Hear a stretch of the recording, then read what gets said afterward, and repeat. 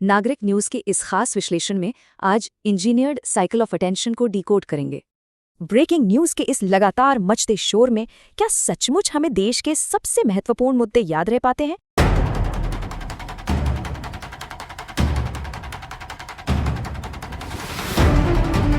सच में आंकड़े बेहद चौंकाने वाले हैं।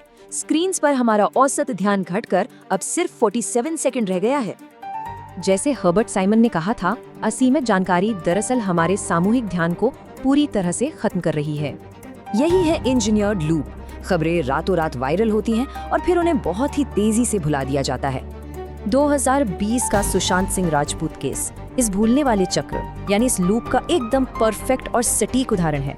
शुरुआत में इस पर भारी जुनून दिखा, लेकिन बिना किसी ठोस समाधान के धीरे धीरे सबकी दिलचस्पी बिल्कुल खत्म हो गई। इसे एल्गोरिदमिक एमनेशिया कहते हैं। ये सिर्फ नए ट्रेंड्स दिखाता है जिससे पुराने अहम मुद्दे मिट जाते हैं।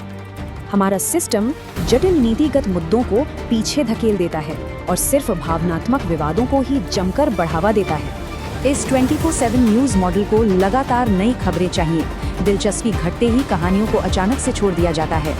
हम सिर्फ भूल नहीं रहे हैं, डूम स्क्रॉलिंग थकान से बचने के लिए हम मानसिक रूप से दूर हो रहे हैं।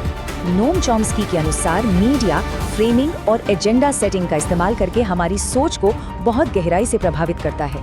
राजनीतिक दल नैरेटिव और टाइमिंग का फायदा उठाते हैं, जिससे अनसुलझे मुद्दे बड़ी आसानी से छिप जाते हैं। जरा सोचिए, सबसे बड़ा सवाल ये है, जब हम अपनी सामूहिक याददाश्त ही खोने लगे तो लोकतंत्र का क्या होगा?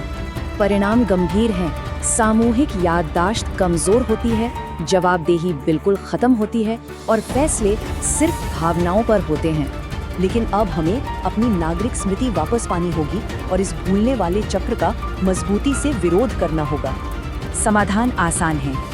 मुद्दों को खुद ट्रैक करें, समझदारी से खबरें देखें और हमेशा गहरी सत्यापित पत्रकारिता का समर्थन करें। आज के समय में जागरूक रहना कोई विकल्प नहीं, बल्कि लोकतंत्र को बचाने के लिए हमारा एक अहम कर्तव्य है। तो अंत में सोचिए, क्या हम सचमुच भूल रहे हैं या हमें भूलने के लिए प्रशिक्षित किया जा रहा है?